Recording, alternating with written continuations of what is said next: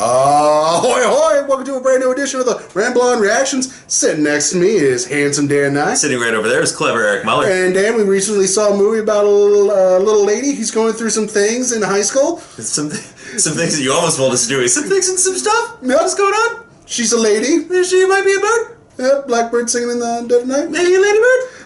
Yes, we saw Ladybird. We watched Ladybird. We gotta get we're good with our little intros. I'm fine with it. Yeah, that was a B minus, but we could do better. Yeah, we could always do better. But I don't think we might have reshot one just because it was like a total catastrophe. Yeah. But we'll keep going. But Ladybird, it's a story about it's a coming of age tale. We'll start with that. Yes, it is. Because I knew nothing about this movie going in, and you picked up. I think she's a junior.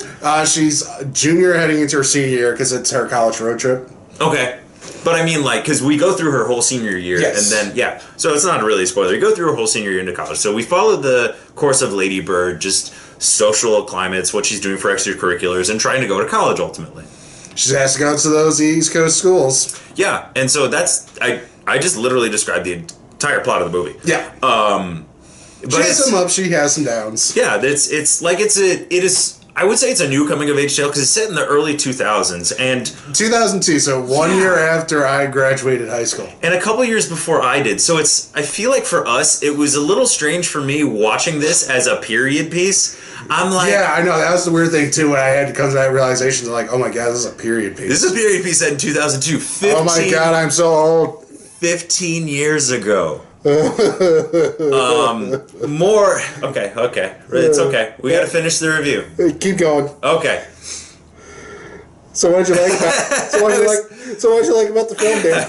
I was just gonna let you be sad as long as you want. It's the script, the dialogue, the entire world building is very, very good. Like it's something you don't often see. Where I feel like a lot of maybe the '80s and the John Hughes coming of age movies, you get a little bit of that. You get a little bit of like class disparity, or it's showing a little bit of difference. You definitely get that. You definitely get that in this, and they even say a couple times the wrong side of the tracks, where it's like literally they lived on the wrong side of the tracks, and you're getting it in a much more. Like, those movies are very polished. They feel very Hollywood, even kind of watching them back. This feels very much like an indie. You're watching this movie. It has a lot of time to breathe. You're getting a lot of moments, and you're getting a big insight into this character, and specifically into the family. Speaking of the family, Laurie Metcalf, who plays the mom, fantastic in this film. It's probably one of the best performances of this year for his actor. There's a shot at the end where it's one long shot. After a pivotal thing, I get a little bit of goosebumps thinking about it because it's heartbreaking. And she's really good. And there the whole film, she is really good in that. Yeah, and that's the thing. I feel like that's one of the difference between this movie and ones you would have seen growing up is. It's much more realistic, where those are all like idealized versions and like, oh, the pretty boy's gonna ask me and I'm gonna go to prom. Whereas this one's like, and there's a couple of times it's like really reality shattering. Yeah, like, I suck sometimes. Yeah, especially in this film. Yeah, there's a point in the movie where she's like, this is a big deal. Like, I can't believe this happened in this way. And it's kind of like, you feel for this character. Like, that's one of the things is this is... I think today specifically, we're going to talk about this a lot, but people are like, why are there all blockbusters and superhero tentpoles? Because people need to see more movies like this. Yeah, they need to see some more original films. Yes, and this is a good example of that. Big positives for you, like Laurie Metcalf. Yeah, and it was charming. It's one of those few movies that this year where it's like, it's charming from beginning to end. Yes. It's very charming. Negatives for you? Anything? My only real negatives to this is Napoleon Dynamite if it was taken seriously.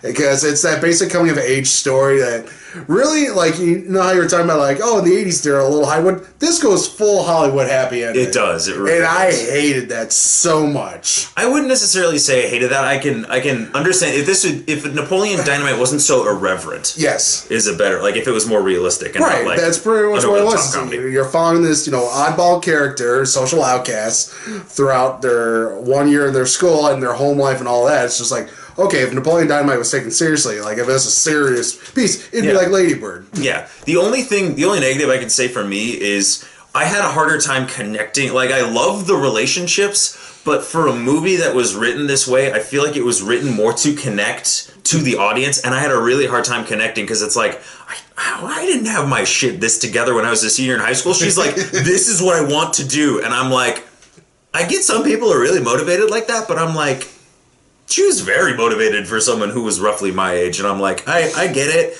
I just had a harder time connecting because I'm like, she's extremely well spoken. She's extremely well motivated Well, I mean, too. it's Hollywood. It's true. It's true. It's going to be she's the manic pixie girl. If this was made actually back in 2002, she'd be the manic pixie girl who has all of her shit together. Right. So that's literally my only negative with it. But aside from that, like we said, the world building, especially the script, the relationship, and the characters, like those are all phenomenal. Yeah. Yep. So I give it an A-. Push. Actually, I was going to do the exact same thing. So an A-. Definitely. I know we've been spending too much time reviewing movies together. We don't have. Right. Eventually, one of these days, we're going to just be able to blink at each other. It's like, yeah, that was a good review. It's true. And the people are going to be like, why was that 20 seconds long? What the hell did you guys just do? What the We mind melded. That's what happened.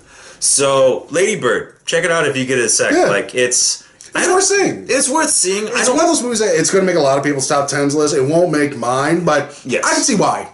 Same. Actually, we're recording our top 10, full disclosure, later in a few minutes. But, yeah, it won't be there, but it's definitely worth watching. Yep. So, thank you very much. If you made it this far, like, comment, subscribe, share, do all those fun things. That's clever Eric Muller sitting right there. That's handsome Dan 9. As always, ramble on. Eggers away.